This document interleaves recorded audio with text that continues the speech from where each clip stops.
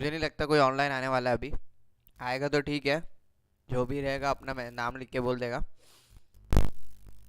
Okay, हम लोग सीखने वाले हैं आज न्यूटन्स लॉज ऑफ मोशन।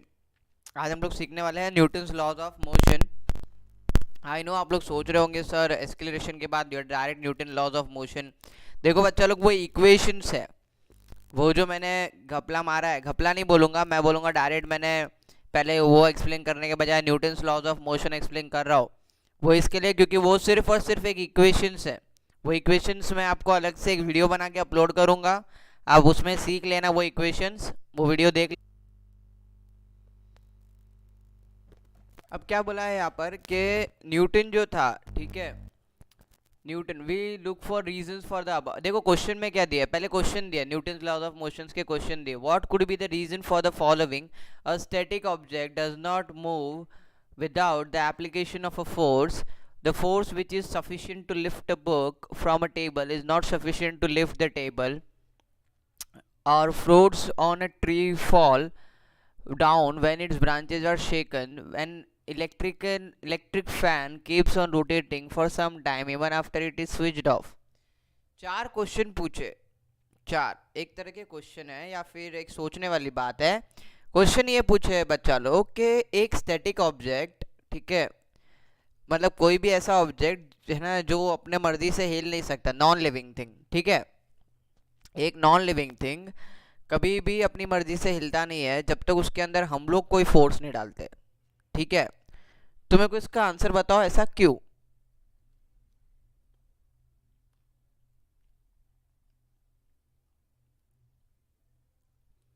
सोच रहे हो ना ऐसा क्यों? ठीक है। अब अब आगे क्या बोला है कि दूसरा दूसरा ऑप्शन दिया है कि जो फोर्स एक बुक को उठाने के लिए सफिशिएंट होती है, जो एक बुक को उठा सकती है, पर उतनी की उतनी ही फोर्स जितनी हमने बुक को उठाने में लगाई है वो एक टेबल को नहीं उठा सकती। जितनी फोर्स हमने बुक को लगाने में उठाई है उतनी ही फोर्स अगर हम लोग एक है ना टेबल को उठाने में लगाए तो वो टेबल नहीं उठता है सेम फोर्स के साथ, उसको थोड़ा ज़्यादा फोर्स चाहिए, ऐसा क्यों? फिर दूसरा क्वेश्चन है, तीसरा तीसरा, कि जब हम किसी पेड़ की डालियों को, जब हम किसी पेड़ की डालियों को मतलब ब्रांच को, पता ही होगा, ठीक है, उसको हल्का सा भी हिलाते हैं तो वहाँ के फ्रूट्स गिरना चालू होते हैं। तो ऐसा क्यों? डालियों को हिलाया तो फ्रूट्स गिर क्यों रहे हैं? फ्रूट्स तो चिपके हुए उसके साथ, क्यों गिर रहे हैं? सोचो।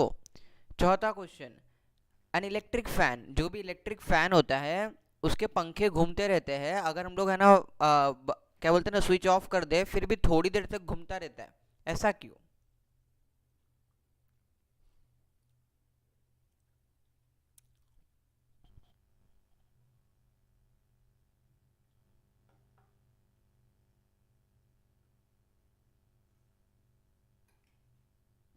किसी के पास है आंसर इसका? ओके, करण बोल रहा है ग्रेविटी। नहीं, ग्रेविटी नहीं है इसका आंसर। हाँ, नीचे गिरता है, इसका आंसर ग्रेविटी ही है तीसरे वाले का। पर नीचे गिरता है तो फिर भी नीचे गिर रहा है ग्रेविटी की वजह से। तो ग्रेविटी तो तभी भी थी ना जब वो ब्रांच से चिपका हुआ था, तो हमने थोड़ी उसको तोड़ा है, हमने थोड़ी कुछ किया है, हमने तो ब्रांच हिलाई है, हमने तोड़ा नहीं है उसको। तो वो गिरा क्यों नीचे?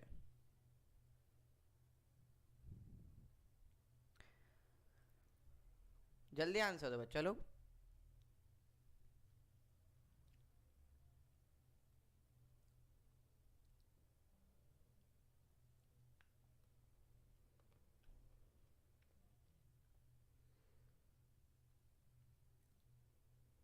ओके, किसी को नहीं पता, आगे रीड करो, आगे रीड करोगे पता चल जाएगा।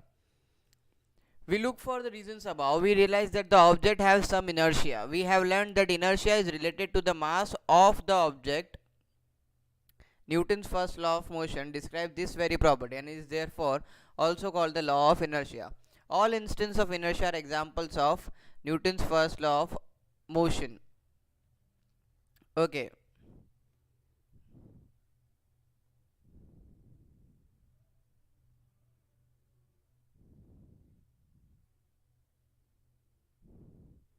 न्यूटन का पहला लॉ ये बोलता है, न्यूटन का पहला लॉ ये बोलता है बच्चा लोग कि जब तक किसी ऑब्जेक्ट में हम लोग कोई फोर्स नहीं डालते, जब तक किसी भी ऑब्जेक्ट में हम लोग कोई फोर्स नहीं डालते, वो ऑब्जेक्ट उसी जगह पर पड़ा रहेगा, उस ऑब्जेक्ट के अंदर कोई फंक्शन नहीं होगा। जब तक हम लोग किसी भी ऑब्जेक्ट के अंदर कोई फोर्स नहीं डालते, वो ऑब्जेक्ट उसी तरह पड़ा रहेगा, उस ऑब्जेक्ट में कोई मोशन, कोई इमोशंस नहीं है। ओके, समझा? तो हाँ लिखो।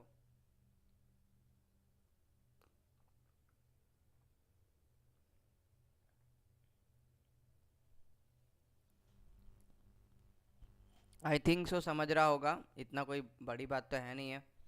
ओके, अब देखो क्या दिया है कि न्यूटन जो है, ठीक है, न्यूटन, अभी हम लोग ने है ना, इससे पहले मैंने दो चीज़ें एक्सप्लेन नहीं की आप लोगों को। नहीं, एक्सप्लेन तो सब कुछ किया है मैंने, सॉरी एक्सप्लेन तो मैंने सब कुछ किया है। देखो, किसी भी ऑब्जेक्ट के अंदर अगर हम लोग को मूवमेंट लाना हो ना, तो उस ऑब्जेक्ट में सबसे ज़्यादा ज़रूरी होता है मोशन, फोर्स, ठीक है, फोर्स ज़रूरी होता है। अगर हम लोग फोर्स नहीं डालेंगे, फोर्स ज़रूरी नहीं है कि जोर का ही है ना मारने का, उसको फोर्स नहीं बोलते। फोर्स एक उंगली से धक्का देना भी होता है, ठीक है, एक उंगली से भी मूव करना होता है फोर्स, ठीक है। अब ये जो फोर्स है वो कैसे आती है, इसके कुछ एग्जांपल्स हैं, ठीक है। अब देखो, जैसे कि पहला वाला एग्जांपल था कि कोई भी ऑब्जेक्ट अपनी जगह पे पड़ा रहता है जब तक हम लोग उसको मूव नहीं करते। तो हम लोग मूव करते हैं, मतलब हम लोग उसके अंदर फोर्स डाल रहे हैं उस ऑब्जेक्ट के अंदर, और जैसे ही हम लोगों ने उस ऑब्जेक्ट के अंदर फोर्स डाली, तो क्या हो गया, वो ऑब्जेक्ट जो था थोड़ा डिस्टेंस कवर करता है या थोड़ा कुछ काम करता है, और उस ऑब्जेक्ट के अंदर है ना कोई काम करने की वजह से कोई ना कोई है ना मोशन स्टार्ट हो जाता है। वो डिस्टेंस कवर करता है कुछ टाइम लगा कर, है ना। देखो, टाइम तो एग्जिस्ट करेगा ही, हर जगह एग्जिस्ट करेगा टाइम, ठीक है। हाँ, डिस्टेंस हो सकता है कभी कभार डिस्टेंस कोई कवर ना करे, जैसे कि हमारा पंखा है, पंखे में अगर हम लोग फोर्स डालते, कौन सी, इलेक्ट्रिक फोर्स डालते हैं पंखे में, अगर हम लोग कौन सी फोर्स डालते हैं, इलेक्ट्रिक फोर्स डालते हैं, तो पंखे में क्या होता है, इलेक्ट्रिक फोर्स आने की वजह से हम लोग क्या है वो देख सकते हैं कि वो अपनी जगह से डिस्टेंस कवर नहीं करता है, वो घूमता रहता है, वो घूमता रहता है, वो घूमता रहता है, वो फोर्स आती है तो, ठीक है। फिर आगे एक क्वेश्चन बोला है कि भाई, है ना, ये, हाँ, फिर क्वेश्चन में ये था कि पंखा घूमता क्यों रहता है, पंखा जो है वो घूमता क्यों रहता है। तो देखो भाई, पंखे की जो पंखुड़ियाँ है, ठीक है, फैन की जो वो छोटी छोटी पंखुड़ियाँ है, उनमें क्या होता है कि जब हम लोग इलेक्ट्रिक फोर्स डालते हैं तो इतनी फोर्स डालते हैं कि वो बहुत ज़ोर से घूमता है। अब उसके अंदर वो फोर्स जो है स्टोर हो चुकी है, वो फोर्स थोड़ी देर के लिए स्टोर हो चुकी है। अब हम लोग स्विच ऑफ करके इलेक्ट्रिसिटी वापस तो खींच लेते हैं, पर इलेक्ट्रिसिटी वापस खींचने से कुछ नहीं होता है। जो शुरुआत में उसको जो फोर्स मिली थी ना, वो फोर्स की वजह से, है ना, वो पहले शुरुआत में रेस्ट पे था, वो घूम ही नहीं रहा था, ठीक है, वो घूम ही नहीं रहा था। जैसे कि मैं अपने हाथों से एग्जांपल दिखाता हूँ, वरना आप लोग को नहीं समझेगा।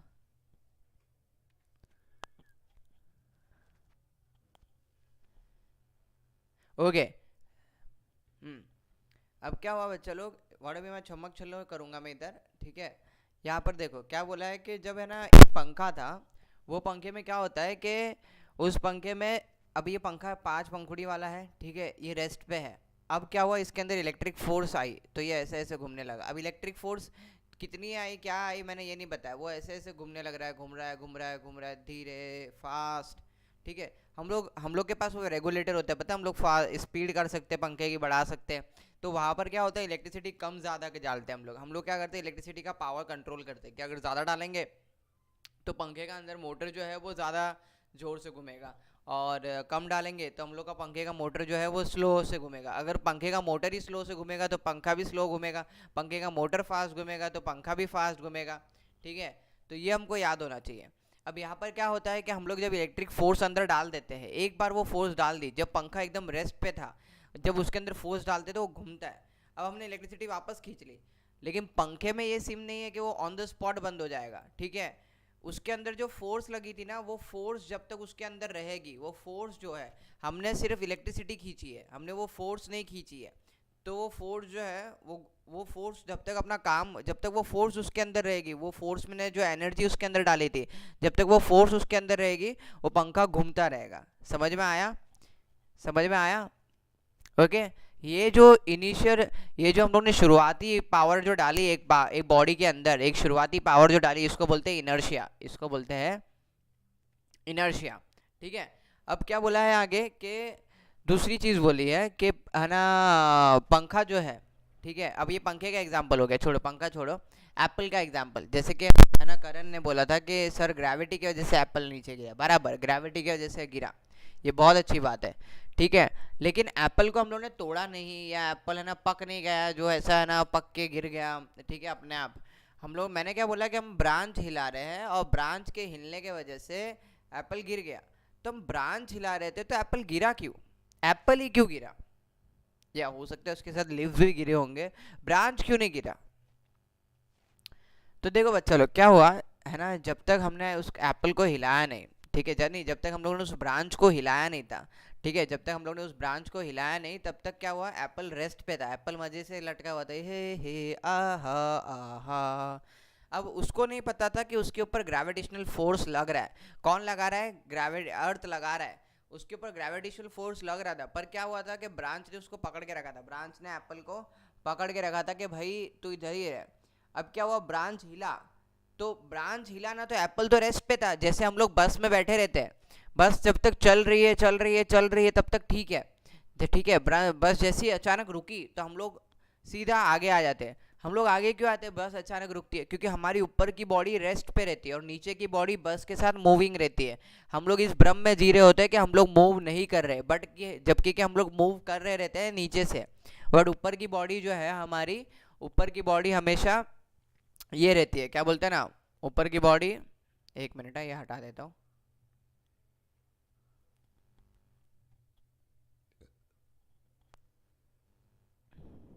ओके, ऊपर की बॉडी जो है हमारी, ऊपर की बॉडी रेस्ट पे रहती है और नीचे की बॉडी जो है हमारी वो मूव करती रहती है, वो फटाफट चलती रहती है, ठीक है।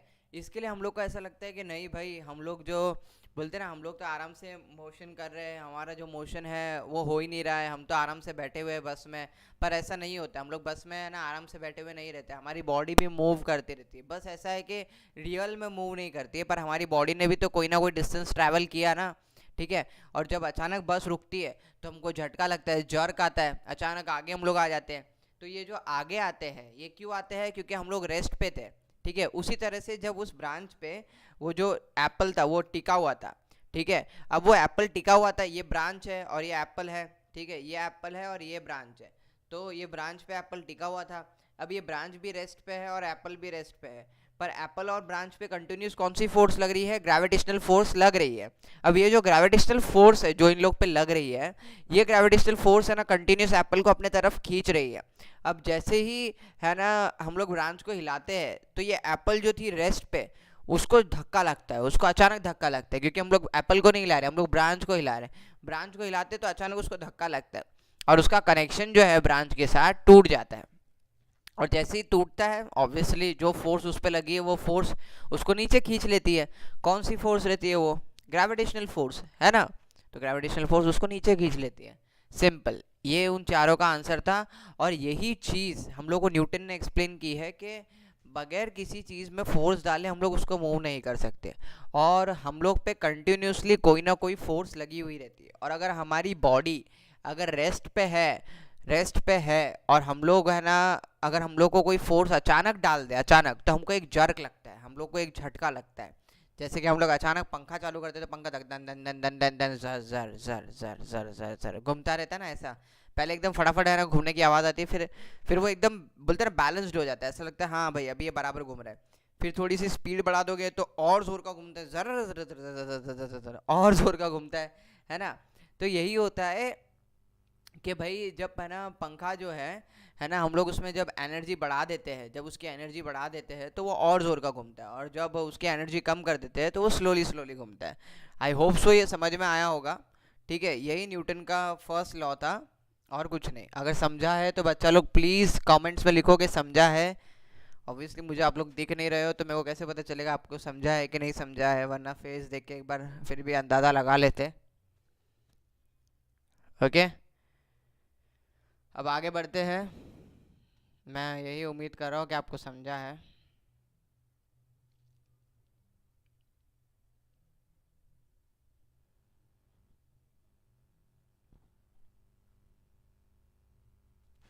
ओके, अब यहाँ पर देखो बच्चा लोग, यहाँ पर क्या दिया है, balance force and unbalance force. अब फोर्स बहुत तरह की होती है, ठीक है, फोर्स बहुत तरह की होती है। फोर्स होती है बैलेंस होती है, अनबैलेंस्ड होती है, ठीक है। अब बैलेंस फोर्स क्या है, you must have played tug of war, आपने टग ऑफ वॉर खेला होगा, है ना। हाँ, वेरी नाइस मधु, हाँ अच्छी बात है। बैड बॉय जो भी है, करण, हाँ, और नेहा, वेरी नाइस, समझ में अच्छी बात है।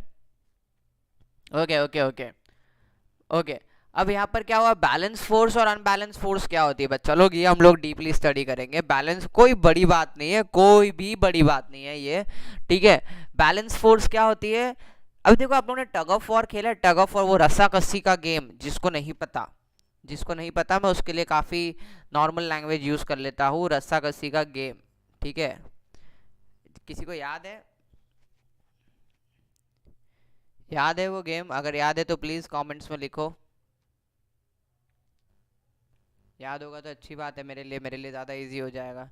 ओके, देखो यहाँ पर दिया है, you must have played tug of war so long as the force applied by the both the sides are equal, balance the centre of the rope in static spite of the applied force. On the other hand, when the applied force become unequal, unbalance और net force get applied in the direction of the greater force and the centre of the rope shift in that direction. मान लो, ठीक है, okay, मान लेते हैं ये एक group है और ये एक ग्रुप है और ये एक ग्रुप है। एक मिनट,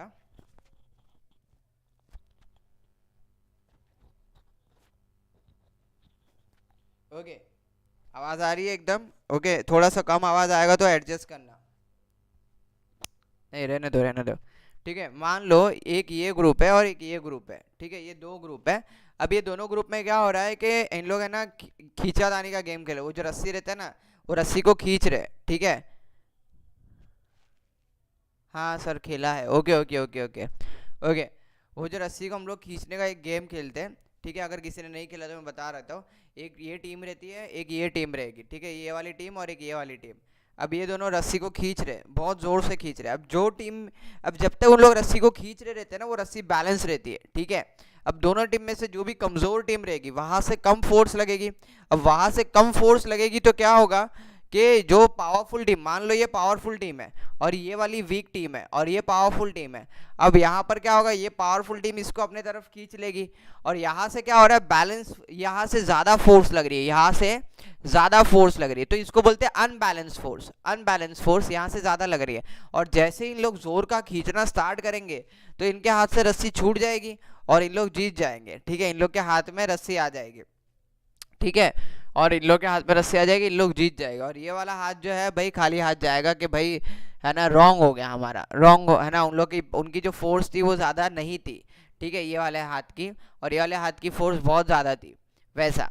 लेकिन मान लो दोनों के अंदर बराबर ताकत है, दोनों प्लेयर्स के अंदर बराबर ताकत है, अब क्या होगा बताओ। दोनों प्लेयर्स के अंदर जो है बराबर ताकत है, तो अब क्या होगा, अब क्या होगा, अब है ना दोनों में बराबर ताकत है तो दोनों बहुत देर तक वो रस्सी को है ना खींचेंगे और खींचते समय वो रस्सी एकदम बैलेंस रहेगी, ना इधर जा रही है ना इधर जा रही है, वो एकदम बीचों बीच रहेगी, वो हिलेगी नहीं जब तक किसी के हाथ दुखने ना आ जाए, दोनों में से एक के, और वो धीरे धीरे है ना फोर्स जो है वो कम लगना चालू होगा, तब एक टीम जीत जाएगी और एक टीम हार जाएगी। लेकिन जब तक उन लोग की फोर्स जो बराबर लग रहा था, जब दोनों साइड से फोर्स बराबर लग रहा था, तो रस्सी के अंदर फोर्स तो बराबर लग रहा था, फोर्स भी लग रहा था, और जब फोर्स लगता है तो मोशन होना चाहिए, पर रस्सी में मोशन नहीं हो रहा था। क्यों नहीं हो रहा था? क्योंकि रस्सी के अंदर दोनों साइड से बराबर फोर्स लग रहा था। यही न्यूटन ने एक्सप्लेन करने की ट्राई की है कि जरूरी नहीं है कि हर बार फोर्स लगे तो मोशन होगा ही। कई बार ऐसा होता है कि दो साइड से जब बैलेंस फोर्स लगती है, यहाँ से भी बैलेंस फोर्स, यहाँ से भी बैलेंस फोर्स, और जब दोनों फोर्स बराबर होती है तो है ना, ऐसा होता है कि बॉडी पे फोर्स तो लग रहा है पर बॉडी मूव नहीं करेगी, बॉडी मूव नहीं करेगी। और जैसे ही कोई एक साइड से फोर्स कम हो गया और दूसरी साइड से फोर्स बढ़ गया, तब वो बॉडी मूव करेगी और काफी जोर से मूव करेगी वो बॉडी। ठीक है, समझा तो लिखो बच्चा लोग, समझा? ओके। एन ऑब्जेक्ट, अभी देखो आगे लिखा है, an object continues to remain at rest or in a state of uniform motion along a straight line unless an external unbalance force act on it. ये न्यूटन ने बोला था। ठीक है, ये लाइन लिख लो, अगर आपके पास पीडीएफ है अभी ओपन तो उसमें ब्लैक लाइन रहेगी, वो लिख लो। ओके, वो ब्लैक लाइन लिख लो और उसमें से आपको समझ में आ जाएगा। लिखा है कि एक ऑब्जेक्ट जो है वो हमेशा रेस्ट पे रहेगा जब तक कोई भी ऑब्जेक्ट, जैसे कि ये मेरा जियो का है, अभी अगर मैं इसको हाथ पे रखता हूँ, अभी शांति से बेचारा इधर रेस्ट कर रहा था, ठीक है, ये इधर रेस्ट कर रहा था, पर मैंने अभी आप लोग को दिखाने के लिए इसके अंदर फोर्स डाला, इसको मैंने दिखाने के लिए उठाया, ये रहा जियो का। अब मैंने इसको ऐसा नहीं उठाया, ये रहा जियो का ऐसा नहीं उठाया, मेरे को इसको ज़्यादा फोर्स लगाने की ज़रूरत नहीं पड़ी क्योंकि ये ऑलमोस्ट कितने 100 ग्राम्स का भी नहीं होगा। ठीक है, 100 ग्राम्स का भी नहीं होगा ये। पर अगर ये 2-3 किलो का होता तो थोड़ा और वजन लगता, पर आहा करके ऐसा वजन नहीं लगता। ठीक है, हाँ अगर 10 किलो का होता तो शायद वजन लगता मेरे को। ठीक है, कि हाँ भाई ये देखो ये रहा, है ना, ऐसा, तो उसमें मैं ज़्यादा फोर्स लगा रहा हूँ। ठीक है, तो न्यूटन यही बोलता था कि कोई भी रेस्ट पे पड़ी ऑब्जेक्ट में जब तक फोर्स नहीं लगेगा वो नहीं हिलेगी, या तो फिर फोर्स या तो फिर अनबैलेंस फोर्स। ठीक है, हमेशा किसी भी चीज़ पे बैलेंस फोर्स नहीं लगनी चाहिए, उसको मूव करने के लिए अनबैलेंस फोर्स लगनी चाहिए। जब बैलेंस फोर्स लगती है ना तो वो चीज़ मूव नहीं होती है। ठीक है, दोनों साइड से बैलेंस फोर्स लगेगी, क्या वो चीज़ मूव होगी? अब आपको समझ में आ गया होगा कि मैं किस चीज़ की बात कर रहा हूँ। हम लोग हमेशा जिस भी फोर्स की बात करते हैं वो हमेशा अनबैलेंस फोर्स होती है। अनबैलेंस फोर्स जो है वही मोमेंट क्रिएट करती है, ये न्यूटन का फर्स्ट लॉ था। इसको अपने माइंड पे छाप लो और इसके नोट्स बना लो। ठीक है, न्यूटन का फर्स्ट लॉ क्या था? Can object continues to remain at rest or in a state of uniform motion along a straight line unless an external unbalance force act on it. एक ऑब्जेक्ट जो है वो हमेशा, है ना, कंटिन्यू रहेगा रेस्ट पे रहने के लिए, और जब तक उसके ऊपर, है ना, कोई अनबैलेंस फोर्स ना आ जाए, जब तक उसके ऊपर कोई अनबैलेंस फोर्स ना आ जाए। ठीक है, आई होप सो आपको समझा होगा।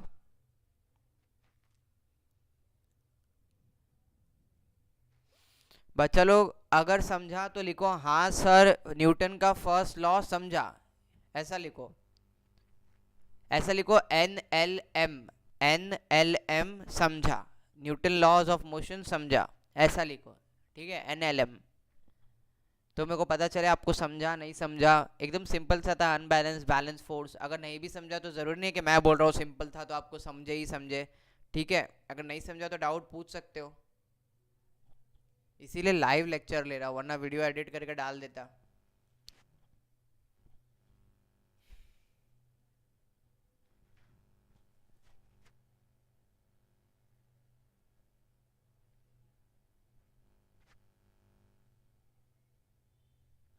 ओके, आगे बढ़ते हैं। When an object is at rest or in uniform motion along a straight line, it does not mean that the no force is acting on it. Actually, there are a number of force acting on it, uh, but they cancel one another, show that the net force is zero. Newton's first law explain that the phenomenon of inertia, the inability of an object to change its motion on its own. It also explain the unbalanced force which causes a change in the state of an object at rest or in uniform motion. Okay okay, देखो, जिसको समझा ठीक है, जिसको नहीं समझा फिर भी मैं एक और बार बता देता हूँ। जो पैरा में दिया है वो देखो क्या बोला रहता है। ठीक है, मान ले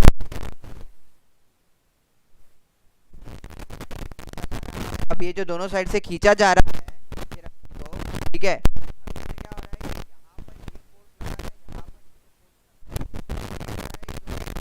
जोर से खींच रहे, बहुत जोर से खींच रहे।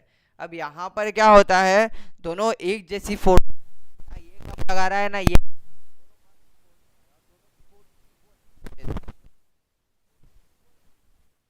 ठीक है, क्या होगा, तब तक है ना ये चीज जो है वो मूव नहीं करेगी, वो चीज मूव नहीं,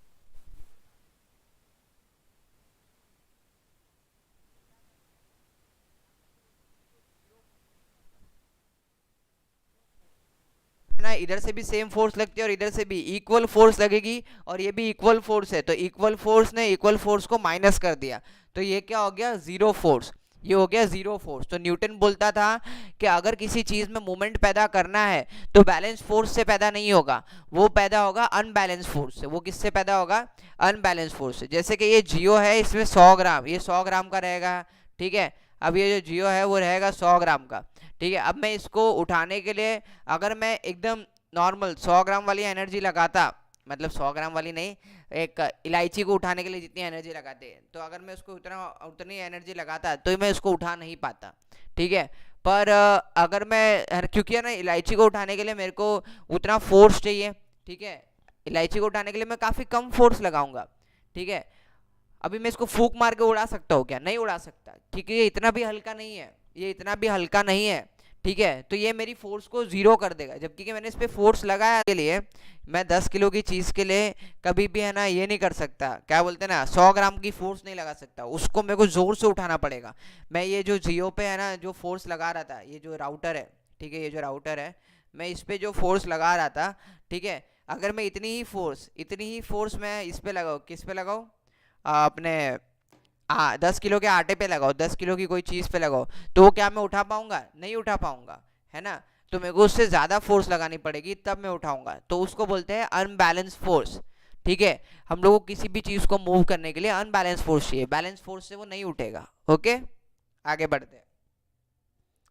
आई होप सो आपको समझ रहा होगा, मैं आपके आंसर्स का वेट करो। हाँ, फिलहाल तो मैं करण के आंसर का वेट करो। करण समझा क्या, तू नहीं बोला था नहीं समझा, आई होप सो तेको समझा होगा।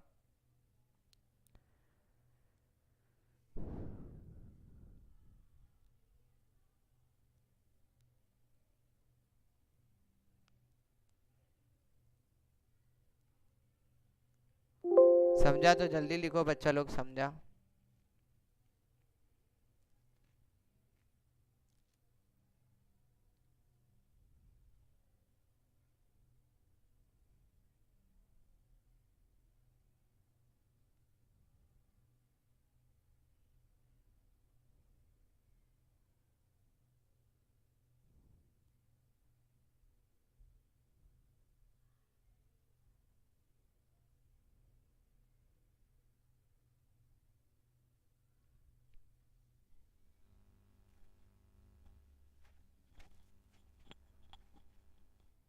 ओके, अभी आपको आपकी स्क्रीन पे एक नया स्क्रीन दिख रहा होगा, Newton second law of motion. वो फर्स्ट था, फर्स्ट इतना ही था कि किसी भी चीज़ को मूव करने के लिए हमको एक अनबैलेंस फोर्स चाहिए। ओके, और ये क्या है, ये हम लोग सीख रहे हैं second law of motion. Second law of motion और भी इजी है, जैसे जैसे हम लोग आगे जाएंगे बहुत सारी चीज़ें बहुत ईजी है, ठीक है। न्यूटन ने बस उनके लॉज बना दिए हैं कि जो ये मोशन है ये इस कानून को फॉलो करते हैं, ठीक है। चलो आगे बढ़ते हैं, ठीक है। क्वेश्चन क्या दिया है, क्वेश्चन इसमें कुछ दिया है कुछ पढ़ने लायक।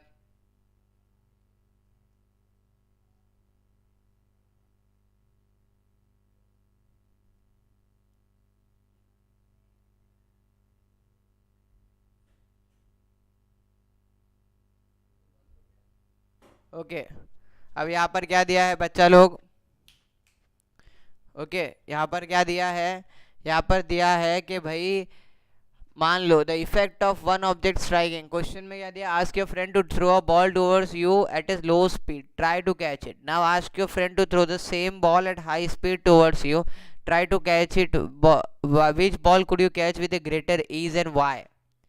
क्वेश्चन ये दिया है कि आपके एक मित्र को या आपकी एक सहेली को कहो कि आपके तरफ है ना धीरे से बॉल फेंके, ठीक है, कहो कि एक बॉल धीरे से फेंके, एकदम ज़्यादा जोर से ना फेंके, लग ना जाए। ओके, तो एकदम धीरे से एक बॉल फेंके, तो फिर आप किसको कैच, अच्छे है ना, आप उस बॉल को कैच पकड़ने की ट्राई करोगे। तो आपने उसको कैच पकड़ लिया, मान लेते हैं, ठीक है, आपने कैच पकड़ लिया, बहुत अच्छे फील्डिंग, ठीक है। दूसरी चीज़, फिर दूसरी बार उसी बॉल को उसको वापस दो। अब अभी जोश में आ गए आप, आपने कैच पकड़ लिया, आप में तो भाई बाहुबली बाहुबली, ठीक है, अलग ही शक्ति आ गई। अब आप लोग क्या कर रहे हो, अब आप लोग बोलते हो कि भाई अभी जोर से फेंक, ठीक है, आप बोलते हो जोर से फेंक ये बॉल, तो आप लोग बोलते हो कि जोर से फेंक, तो वो बंदा बहुत जोर से फेंकता है, फिर भी आप उसको कैच पकड़ लेते हो। तो अब मेरे को ये बताओ कि आपने कौन सी बॉल इजीली कैच पकड़ी रहेगी, जल्दी से कमेंट्स करो कि आपने कौन सी बॉल ज़्यादा इजीली पकड़ी रहेगी, जो स्लो वाली है वो या जो फास्ट वाली है वो, कौन सी बॉल इजी पकड़ी रहेगी, जल्दी।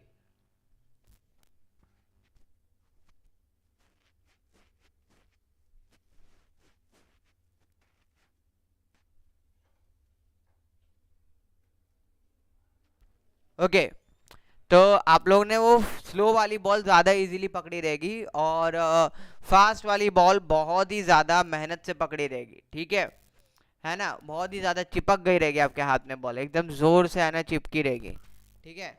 अब क्या हुआ, the effect of one object striking another object depends, अभी इसी से न्यूटन का सेकेंड लॉ साबित होता है कि भाई वो बोलना क्या चाहते थे, ठीक है, वो कहना क्या चाहते हो, है ना। तो वो ये कहना चाहते थे कि जब हम लोग किसी एक ऑब्जेक्ट में, एक ऑब्जेक्ट जो है जब किसी दूसरे ऑब्जेक्ट को जाके चिपकता है, चिपकता इन द सेंस ठोक देता है ना, ठीक है, जब कोई ऑब्जेक्ट, जैसे कि वो बॉल जो थी जब सामने वाले ने हमारे ऊपर फेंकी, ठीक है, जब वो बॉल हम लोग ने सामने सामने वाले ने हमारे ऊपर फेंकी, तो वो हाथ पे आके जोर से चिपकेगी, एकदम जोर से। क्यों ऐसा, जब वो फास्ट फेंकेगा तो एकदम जोर से चिपकेगी, और जब वो स्लो फेंकेगा तो काफी धीरे से चिपकेगी, और चिपकेगी ही नहीं, एकदम हम लोग को एकदम है ना आराम से हम लोग कैच पकड़ लेंगे। तो ये क्या है, so the effect of an one object striking another object depends on the mass of the former object and its velocity. With this object, this means that the effect of the force depends on the property related to the mass and velocity of the striking object. अब मान लो, हाँ, आप लोग first object जो है काफ़ी आसानी से पकड़ लोगे, और सेकंड ऑब्जेक्ट जो है वो काफ़ी स्लो पकड़ लोगे, ये बराबर आंसर दे रहे हो आप लोग, ठीक है, काफ़ी मुश्किल से पकड़ोगे सेकंड ऑब्जेक्ट।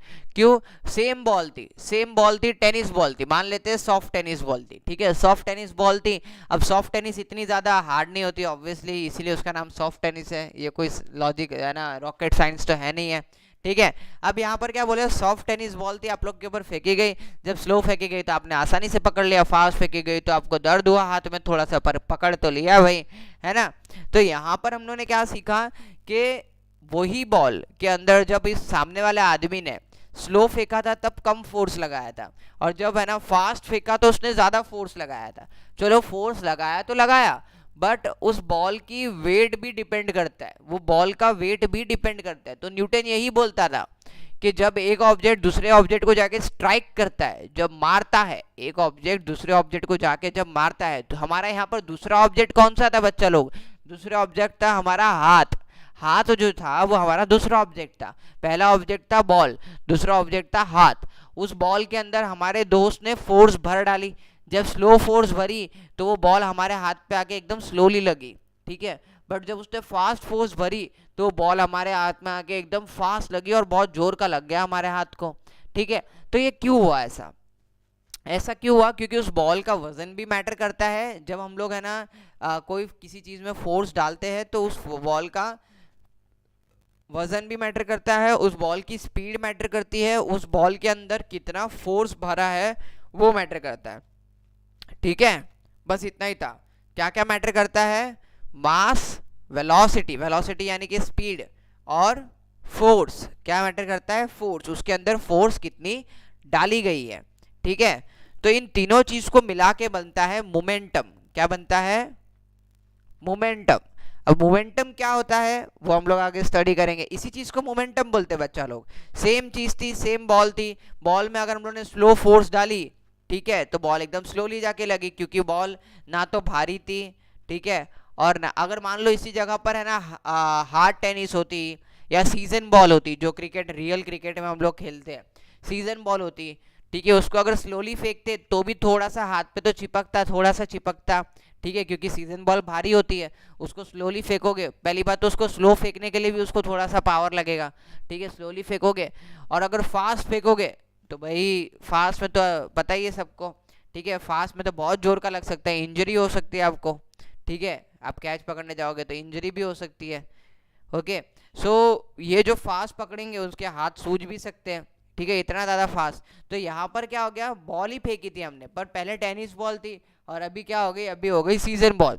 तो सीजन बॉल जो है वो भारी होती है, तो यहाँ पर हम लोग ने फोर्स वो की वही लगाई, बट बॉल चेंज कर दी। तो यहाँ पर क्या हो गया, यहाँ पर जैसे हम लोग ने वजन चेंज किया बॉल का, तो लोग जो है भाई वह जो वजन था उसके वजह से है ना हम लोग को और जोर का लगा। तो न्यूटन यही बोलता था कि किसी भी चीज़ जब दूसरे चीज़ से टकराती है ना, तो वो पहली चीज़ का क्या मैटर करता है, वजन मैटर करता है, उस पहली चीज़ का है ना स्पीड मैटर करती है कि उस चीज़ की स्पीड कितनी थी जब वो किसी चीज़ पे जाके टकराई, और उस चीज़ की क्या मैटर करती है, फोर्स, उस चीज़ के अंदर किसी ने फोर्स कितनी डाली थी। किसी भी चीज़ के अंदर मास, वजन और स्पीड, वजन क्या सॉरी मास, वेलोसिटी और फोर्स, मास वेलोसिटी और फोर्स, मास वेलोसिटी और फोर्स, MVF, ठीक है, MVF आपको चाहिए तो ऐसा बना दो, ठीक है, मास वेलोसिटी और फोर्स, ये वाला आप डाल सकते हो, मास वेलोसिटी फोर्स, मैं बार बार रिपीट कर रहा हूँ, मास वेलोसिटी और फोर्स। मास मतलब उसका वजन, ठीक है, वेलोसिटी यानी कि उसकी स्पीड, ठीक है, और है ना फोर्स यानी कि उसके अंदर किसी ने फोर्स कितनी डाली है। और जब ये होता है तब वो बॉल हवा में उड़ के जाती है, और इस चीज़ को, और जब वो चीज़ किसी ने उसके अंदर डाली रहती है उस चीज़ को बोलते हैं हम लोग मोमेंटम। इन तीनों चीज़ों को साथ में क्या बोलते हैं, मोमेंटम। इन तीनों चीज़ों को साथ में क्या बोलते हैं बच्चा लोग, मोमेंटम, ठीक है। अब देखो मोमेंटम में मेन चीज़ें क्या थी, एक तो था वजन और एक तो था उसकी स्पीड। एक तो क्या था, एक तो होता वजन और एक तो था है ना स्पीड, ये दो चीज़ें थी। तो ये जो दो चीज़ें थी, ये जो दो चीज़ें थी, ये दो चीज़ें कैसी थी, ये दो चीज़ों में क्या था, मास और वेलोसिटी, ठीक है। मोमेंटम को किसने बनाया है, मास और वेलोसिटी ने, न्यूटन ने नहीं बनाया। न्यूटन ने सिर्फ ये बोला था कि मोमेंटम होता है। न्यूटन ने ना ग्रेविटी बनाई है ना मोमेंटम बनाया, कुछ उसने खुद ने कुछ नहीं बनाया, बस उसने एक्सप्लेन किया है, जो बहुत बड़ी बात है, ठीक है। कोई भी एक्सप्लेन नहीं कर पाता था, क्योंकि देखो हम लोग को तो लिखा लिखा है मिलता है, फिर भी हम लोग एक्सप्लेन बराबर नहीं कर पाते, है ना। उस टाइम पे तो एग्जिस्ट भी नहीं करती थी ये चीज़, किसी ने इसको एक्सप्लेन ही नहीं किया था कि ऐसा क्यों होता है, क्या होता है। तो न्यूटन ने फर्स्ट टाइम एक्सप्लेनेशन दिया था इस चीज़ का। कभी भी बोले कि ग्रेविटेशनल किसने बनाई है, तो बोलना नहीं पता भाई, ठीक है, भगवान ने बनाई है बोल देना। पर कोई बोलेगा किसने फाइंड आउट की है, तो बोल देना न्यूटन ने, आइजैक न्यूटन ने, ठीक है। फ़र्क है बनाने और है ना फाइंड आउट करने में, ठीक है। तो कभी भी ऐसा मत बोलना न्यूटन ने ग्रेविटी बनाई है, ठीक है। न्यूटन महादेव नहीं है, ठीक है, ज़रूरी नहीं है महादेव ने भी बनाई हो, ठीक है। ओके, हम लोग आगे देखते हैं मोमेंटम। अब मोमेंटम, हाँ एक मिनट में आपकी स्क्रीन चेंज कर देता हूँ वरना मैं अकेले ही पढ़ा जाऊंगा। नहीं, पहले ये ऑरेंज बॉक्स पढ़ लेते हैं। Momentum has a magnitude as well as direction, its direction is the same as that of velocity.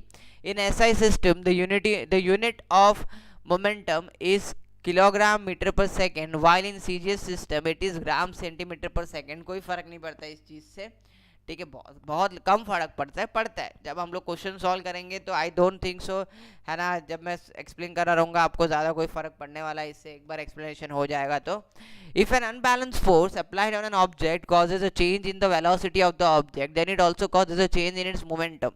Okay, the force necessary to cause a change in the moment of an object depends upon the rate of change of momentum.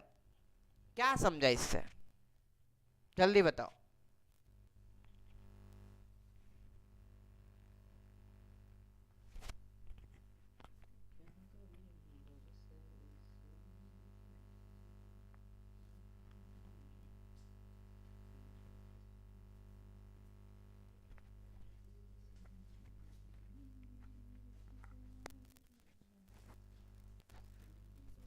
Okay okay okay okay अब यही दिया है कि momentum जो है ना उसकी जो बोलते हैं ना स्पीड है, वो उसके डायरेक्शन पे भी कभी कभार डिपेंड करती है, ठीक है, क्योंकि अगर हम लोग घुमा के अभी जैसे कि मेसी है, मेसी मतलब कोई फुटबॉल प्लेयर है, मैं अभी मेसी बहुतों को नहीं पता होगा और बहुतों को पता भी होगा, ठीक है, बट अभी जो फुटबॉल प्लेयर है वो क्या करता है, बहुत ज़्यादा फोर्स डाल देता है बॉल में, पर वो उसको है ना एक कर्व डायरेक्शन देना चाहता है कि कर्व में जाए। कर्व पता है ना, हल्का सा कर्व, आधा आधा सर्कल ऐसे एक डायरेक्शन में जाए, ऐसे घूम के जाए बॉल। तो क्या होता है, उसको फोर्स डालनी पड़ती है पर उसका डायरेक्शन चेंज करना है, आगे जाके उसको बीच के से डायरेक्शन चेंज करना है। तो वहां पर क्या होगा, वहां पर वो ऐसा नहीं है कि उसने ज्यादा फोर्स डाला, अगर वही बॉल वो है ना उतनी ही फोर्स के साथ सामने एकदम सीधा मारता ना, एकदम सीधा मारता तो वो बहुत स्पीड के साथ जाती, पर वही बॉल जब वो ऐसे घुमा के मारता है ना तो वो एकदम थोड़ी सी स्लो स्पीड के साथ जाएगी, जबकि कि उसने फोर्स उतनी की उतनी डाली है, वही बॉल में डाली है, बस उसका डायरेक्शन चेंज कर दिया। तो उसके जैसे क्या हो गया, उसकी स्पीड थोड़ी कम हो गई, उसकी स्पीड जो है वो थोड़ी कम हो गई। बस इधर यही बोला है बच्चा लोग, और कुछ भी नहीं बोला है, ठीक है। चलो आगे बढ़ते हैं। बोलो जय माता दी, जय माता दी। अरे नहीं, कॉपीराइट लग जाएगा, ठीक है।